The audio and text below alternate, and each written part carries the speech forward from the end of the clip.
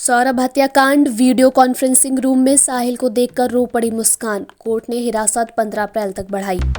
सौरभ हत्याकांड में जेल में भेजे गए साहिल और मुस्कान ने बुधवार को 14 दिन बाद एक दूसरे को देखा। ये मुलाकात जेल के वीडियो कॉन्फ्रेंसिंग रूम में हुई। दरअसल दोनों की न्यायिक हिरासत के 14 दिन पूरे हो गए थे। ऐसे में बुधवार को दोनों को वीडियो कॉन्फ्रेंसिंग से जेल से पेशी हुई। जेल सूत्रों के मुताबिक साहिल को देखते ही मुस्कान रो पड़ी। करीब 15 मिनट तक दोनों वीडियो कॉन्फ्रेंसिंग रूम में रहे। मुस्कान और साहिल दोनों एक दूसरे से बात करना चाहते थे। हालांकि जेल वार्डन ने दोनों को बातचीत नहीं करने दी। ऑनलाइन पेशी के दौरान जज ने पहले मुस्कान फिर साहिल का नाम पूछा, फिर कुछ सवाल किए। इसके बाद कोर्ट ने 14 दिन यानी 15 अप्रैल तक दोनों की न्यायिक हिरासत बढ़ा दी है। इसके बाद मुस्कान को महिला बंदियों और साहिल को पुरुष बंदियों की बैरक में भेज दिया गया। साहिल मुस्कान 19 मार्च से मेरठ जेल में बंद हैं। वक्फ बिल के चलते निकाला फ्लैग मार्च। मेरठ शहर में संवेदनशील इलाकों में फोर्स तैनात। बुधवार को अधिकारियों ने वक्फ संशोधन बिल को देखते हुए शहर में भारी पुलिस बल के साथ फ्लैग मार्च किया। अधिकारियों ने मेरठ की जनता से भाईचारे के साथ रहने की अपील की है। अधिकारियों का कहना है कि पुलिस शहर से लेकर देहात तक चप्पे चप्पे पर नजर बनाए हुए है। एसपी सिटी सीओ सदर देहात ने बताया कि पुलिस ने सोशल मीडिया सहित अन्य प्लेटफॉर्म पर भी कड़ी नजर रखी हुई है। एसपी सिटी आयुष विक्रम सिंह ने बताया कि शहर की शांति व्यवस्था को बिगाड़ने वालों के खिलाफ कड़ी से कड़ी कार्यवाही की जाएगी। उन्होंने जनता से भाईचारे के साथ रहने की भी अपील की है। कहीं किसी अपने ने तो नहीं की छात्र प्रशांत की हत्या। सीसीटीवी के माध्यम से हत्या के खुलासे की बात कह रही पुलिस सीडीआर भी खंगाली। मेरठ में गंगानगर थाना क्षेत्र ग्लोबल सिटी कॉलोनी के पास कब्रिस्तान की तरफ जाने वाले रास्ते पर शव की शिनाख्त भले ही हो गई, लेकिन लगभग 18 घंटे बीत जाने के बाद भी पुलिस अभी तक किसी भी एंगल पर नहीं पहुंच पाई है। हालांकि पुलिस का दावा है कि जल्द ही घटना का खुलासा कर दिया जाएगा, लेकिन इस हत्याकांड में किसी करीबी का हाथ होने की बात भी सामने आ रही है। वहीं इस पूरे घटनाक्रम में पुलिस सभी एंगल पर बारीकी से जांच कर रही है। ससुराल जा रहे 2 युवकों की सड़क हादसे में मौत। बुलंदशहर के दनकौर निवासी फारूक और बदरखा निवासी नदीम मंगलवार देर रात अपनी ससुराल सिवाल खास में ईद की मुबारकबाद देने जा रहे। कांवड़ मार्ग पर मुजक्कीपुर गांव के पास एक अज्ञात वाहन ने उनकी बाइक को टक्कर मार दी। हादसे में दोनों युवकों की मौके पर ही मौत हो गई। दुर्घटना की सूचना मिलते ही पुलिस मौके पर पहुंची। इसी दौरान दोनों मृतकों के परिजन और ससुराल पक्ष के लोग भी वहां आ गए। परिजनों ने पोस्टमार्टम कराने से मना कर दिया और शवों को अपने साथ ले गए। 100 करोड़ खर्च करने के बावजूद शहर में गंदगी का अंबार।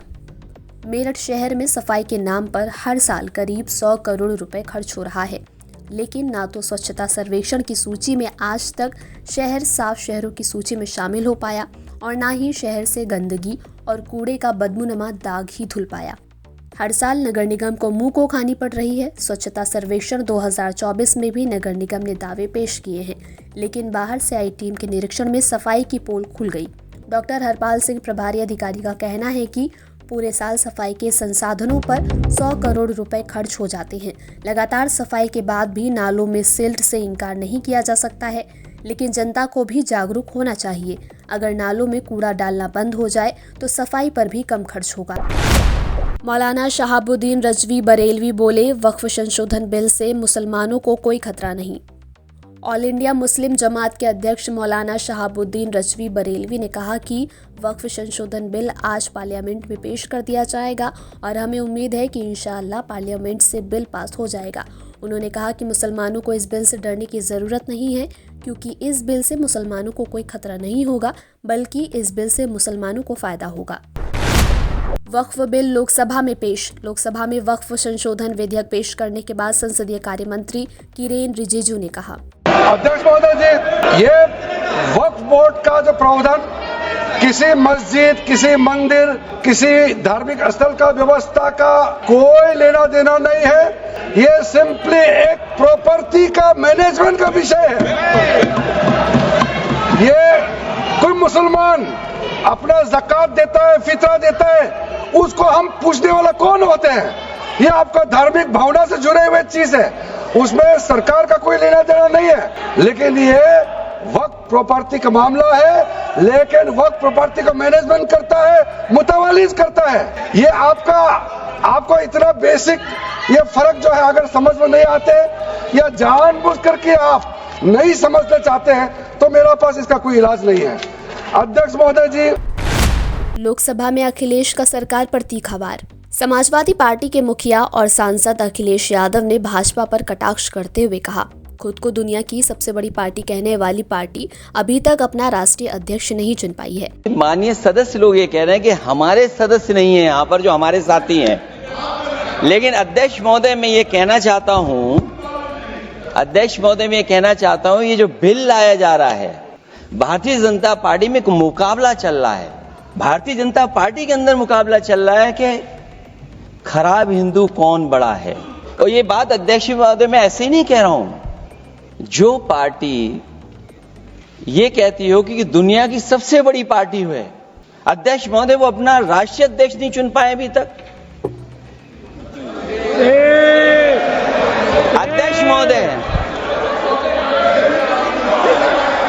अध्यक्ष महोदय भारतीय जनता पार्टी क्या है? इस पर जवाब देते हुए केंद्रीय गृह मंत्री अमित शाह ने कहा, मेरे सामने जितनी भी पार्टियां हैं उनके राष्ट्रीय अध्यक्ष का चुनाव कुछ परिवार के लोग ही करेंगे। हमें 12-13 करोड़ सदस्यों में से प्रक्रिया के बाद चुनना है, इसलिए इसमें समय लगता है। अखिलेश जी ने बहुत हंसते हंसते कहा है, इसको हंसते हंसते जवाब देना। इस सामने जितनी पार्टियां हैं उनका राष्ट्रीय अध्यक्ष उन 5 लोगों को ही चुनना है परिवार के। हमें माननीय अध्यक्ष जी करोड़ों सदस्यों में से 12-13 करोड़ सदस्य प्रक्रिया कर चुनना है तो देर लगती है। आपके यहां जरा भी देर नहीं लगेगी। मैं कह देता हूं अभी 25 साल तक आप अध्यक्ष हो जाओ, नहीं बदल सकता। अध्यक्ष महोदय, क्योंकि जो बात निकल के आई है वो मैं फिर आगे बढ़ा दूं। अध्यक्ष महोदय, जो बात सोशल मीडिया या और जगह गुपचुप हो रही है, कहीं ऐसा तो नहीं था कि अभी कुछ दिन पहले यात्रा जो हुई है वो कहीं 75 वर्ष की एक्सटेंशन वाली यात्रा तो नहीं थी? अध्यक्ष महोदय, गर्मी और दिखाएगी असर, 40 डिग्री पहुंचेगा पारा। मेरठ जनपद सहित आसपास के जिलों में इस महीने गर्मी अपना खूब असर दिखाएगी। मौसम वैज्ञानिकों का कहना है कि जिस तरह से मौसम बदल रहा है उसको देखते हुए अप्रैल महीने में पारा 40 डिग्री तक पहुंचने के आसार हैं। सट्टा माफिया के गुरगोने की गोलीबारी, स्थानीय विरोध पर हुई फायरिंग में बाल बचे बच्चे, आरोपी फरार। मेरठ में लिसाड़ी गेट थाना क्षेत्र में सट्टा माफिया और उनके गुर्गों ने जमकर गोलीबारी की। न्यू शानदार कॉलोनी स्थित मिलन पैलेस के पास हुई इस घटना से इलाके में दहशत फैल गई। लिसाड़ी गेट थाना क्षेत्र प्रभारी सुभाष चंद्र गौतम ने बताया कि सूचना मिलते ही पुलिस मौके पर पहुंची। आरोपी पुलिस को देखकर फरार हो गए। पुलिस ने मामले की जांच शुरू कर दी है। थाना प्रभारी ने आश्वासन दिया है कि जल्द ही सभी आरोपियों को गिरफ्तार कर जेल भेज दिया जाएगा। खबरों को विस्तार से पढ़ने के लिए www.shardaexpress.com वेबसाइट को विजिट कीजिए।